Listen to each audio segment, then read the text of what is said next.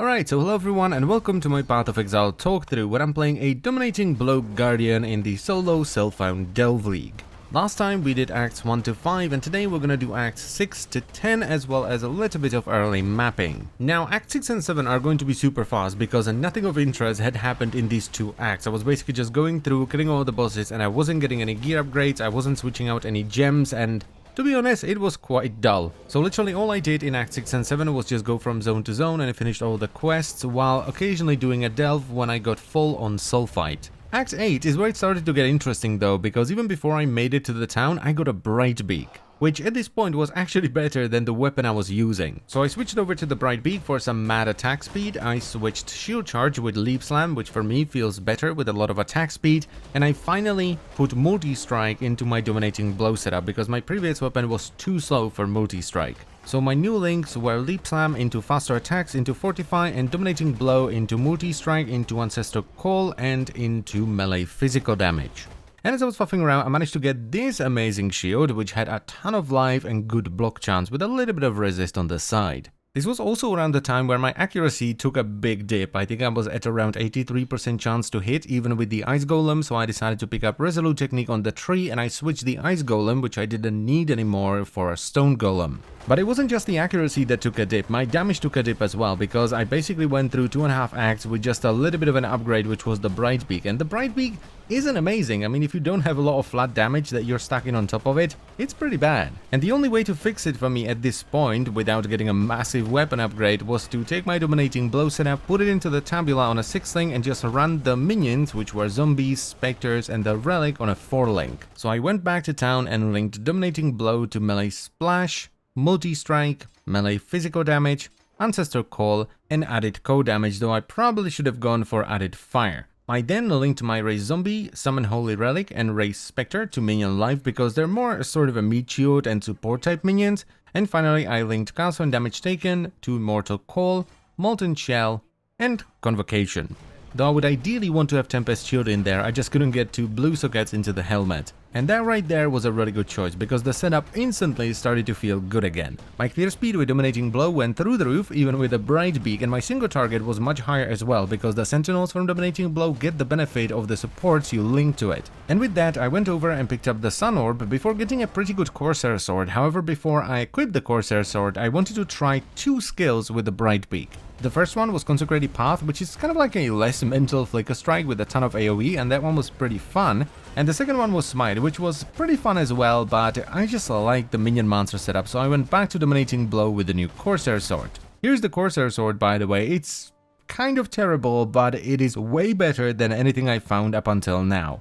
Because unlike the majority of weapons that I found up until now, it actually does damage. Pretty good damage as well. I think I got like 1500 extra DPS by equipping it. Now everything was going super well until this. I was like, ooh, that's a lot of damage. What happened there? And I didn't realize it at first, but after I died like 3 times to Yugul, which I usually one-shot, I realized that I really haven't been keeping an eye on my resistances, so all my resistances were around 10 to 20%. That's really bad. And I had to do something that I hate doing even though I always play in softcore, which is to kill the boss by throwing my corpses at him. And that never feels good, so I immediately went back to my hideout, did my daily Haku mission, and crafted some resistances on my gear, which almost capped me actually. And after that I picked up the Moon Orb and finally did Cruel Lab. And I wasn't worried about Cruel Lab in the slightest. I had a ton of life, I had good resistances and good damage, so I did it on full keys as well. I got 2 keys from the boxes, 3 keys from Izaro, and then I got 2 extra keys from the boxes at the end.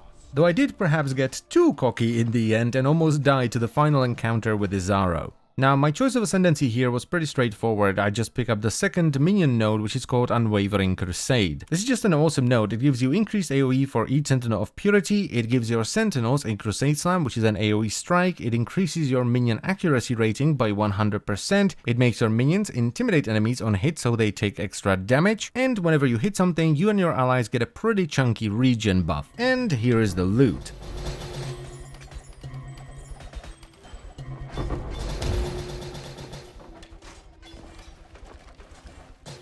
And all that was left to do in Act 8 was Solaris and Lunaris, which I don't even know what happened there. My minions just went absolutely berserk and destroyed them in seconds.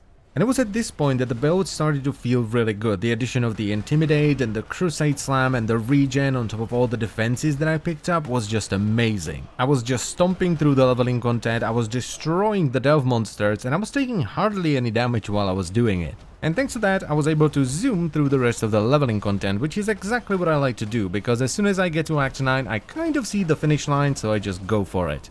So here we have Sakari, dead, Garukan, dead, and finally the Depraved Trinity, dead. And Act 10 is, well, Act 10, it's the closing act and it's very short. So all that happened here is I got myself a Silver Flask for the Onslaught buff. I killed Varius very quickly, by the way, but after I finished all the side quests, I decided to do Merciless Lab because my resistances weren't that great, so I didn't want to take the resistance hit from killing Kitava and then do Merc Lab. And it was even easier than Cruel Lab because I had way more damage this time around and I had more defense as well. And I decided to ascend into Bastion of Hope, which gives you a metric crap ton of block. And with that done, all that was left to do was to kill Kitava, who was a complete joke.